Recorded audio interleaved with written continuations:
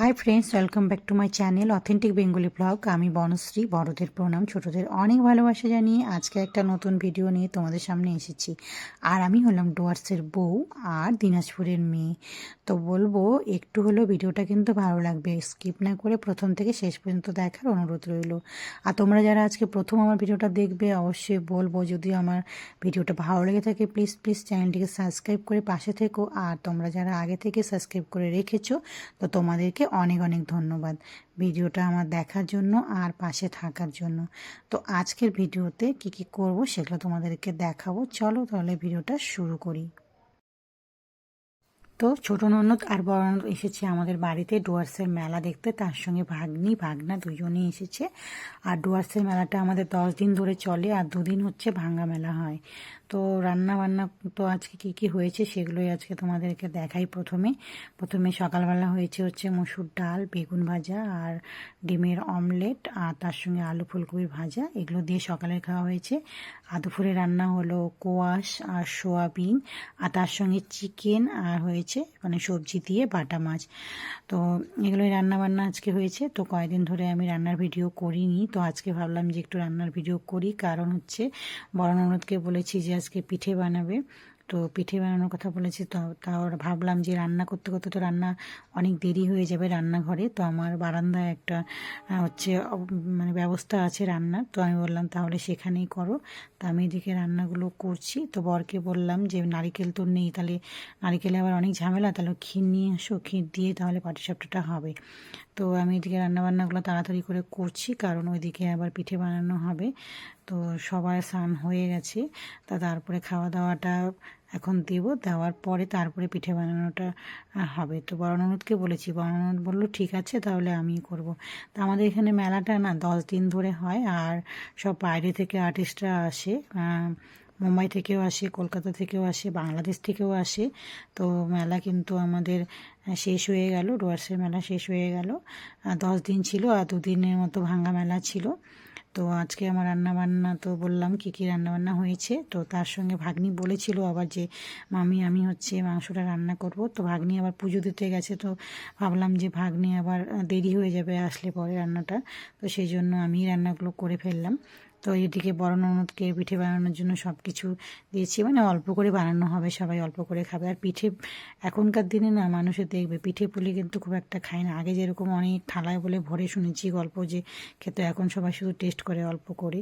তো একটু বড় ননদকে আমি বারান্দায় আমার একটা রান্নার ব্যবস্থা আছে মাইক্রো ওভেনে করে, সেখানটায় আমি হচ্ছে ওকে হচ্ছে ব্যবস্থাগুলো করে দিয়েছি। তো আমার ছেলে দেখো ক্ষীরটা দেখে আর সামলাতে পারছে না, বলে কি আমি একটু টেস্ট করে আগে দেখি। আর ওর পিসি বসেই আছে, আবার ভাগ্নি বলছে যে আমিও তারা টেস্ট করি। আমি বললাম হ্যাঁ তোরা আগে টেস্ট করে নে দেখতো। পরে ছেলে আবার বলছে যে মিষ্টি কম, তা আমি বললাম ক্ষীরের মধ্যে মিষ্টি কমই থাকে। আর ওর পিসি দেখো বসেই আছে, যে ক্ষীরটা নিয়ে ও দাঁড়িয়ে আছে, মানে ও, আমি বললাম ক্ষীরের ইয়েটা খুলে দে, ওই জন্য বসেই আছে। তো এটা হচ্ছে আমার বড় ননদ। বড় ননদ হচ্ছে আজকে পিঠেটা বানাবে। তো বাইরে বানাচ্ছে, আর বারান্দাটার মধ্যে আমাদের না রোদ পড়ে অল্প অল্প করে, বেশ ভালোই লাগে এই জায়গাটা রান্না করতে। তো ছেলে সব কিছু রেডি করে দিল। আর সোনামাকে দেখো, সোনামা কী সেজেছে সেটা নিয়ে সবাই হাসাহাসি যে তুমি কী সেজেছো।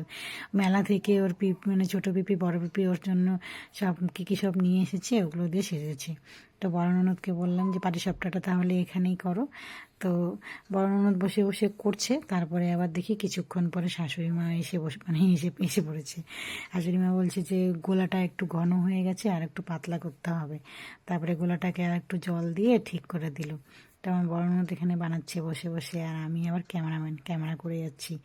তো আমি বললাম দাঁড়াও আমি একটু ক্যামেরা করি তোমার, আর তুমি পিঠে বানাচ্ছো এটা ক্যামেরা করি, তুমি হচ্ছে পিঠেটা ভাজো। তো এদিকে আবার খেতেও দিয়েছি সবাইকে, বাচ্চাগুলো খাচ্ছে, আর এদিকে পিঠেটা মানে বানানো হচ্ছে। তো তো আমি বললাম যে তাহলে বানাও। আর আমার ছেলে জানো, আমার ছেলে হচ্ছে পিঠে পায়েস খেতে খুব ভালোবাসে। আমার শ্বশুরমশাই নাকি পিঠে পায়েস খেতে খুব ভালোবাসতো, শ্বশুরমশাই তো নেই। তো সেই জন্য মানে আমার ছেলেও, সবাই বলে যে আমার ছেলের যে খাওয়াগুলো আছে এগুলো সব হচ্ছে আমার শ্বশুরমশাইয়ের মতো, আমার মানে শাশুড়ি মা বলে। তো ওই যে অনেকক্ষণ থেকে আমার ছেলে কিন্তু পাশেই ঘোরাঘুরি করছে আর বলে যাচ্ছে কখন হবে কখন হবে। আমি বললাম দাঁড়া, হলে পরে তো খাবি। যে প্রথম পিঠেটা হয়েছে সেটা কিন্তু প্রথমে মানে আমার ছেলেই টেস্ট করেছে। মানে ও ঘোরাঘুরি করছে, মানে পিঠে হলে পরেই ছেলে হচ্ছে ঘোরাঘুরি করে যে কখন খাবে। তাই আমি বললাম দাঁড়া বানানো হোক, মানে ও গরম গরমটা খাবে। অনেকে দেখবে কিন্তু গরম গরম খেতে ভালোবাসে, অনেকে আবার দেখবে যে বাসিটা খেতে ভালোবাসে। তো আমার ছেলে কিন্তু গরম গরম পিঠেটা বেশি খেতে ভালোবাসে, তো সেই জন্য ও ঘোরাঘুরি করছে। তো আমি বললাম দাঁড়া এখানে হোক আগে তৈরি। তো ওদেরকে আবার ওদিকে আমি খেতে দিয়েছি, ওদের খাওয়া দাওয়া ওইদিকে হচ্ছে, এদিকে আবার আমার ননদ পিঠেটা ভাজছে। তো আমার শাশুড়ি মা তারপরে এই কিছুক্ষণ পরে শাশুড়ি মা মানে আবার মানে আসলো, আসার পরে বলছে যে এবার পিঠেটা কেমন হচ্ছে দেখি। আর সোনামাও বসে আছে পাশে। তো প্রথম পিঠেটা উঠলো, তো ওঠার পরে আমি বললাম তাহলে প্রথমে ছেলেকে দিয়ে দাও, আর ছেলে তো আমার একা খাবে না, যা খায় তা বোনকে দিয়ে খায়। তো আনলাম তাহলে ভাগ করে দুজনে খা প্রথমে পিঠেটা। বললো যে পিঠেটা খেয়ে বললো যে ভালোই হয়েছে পিসি।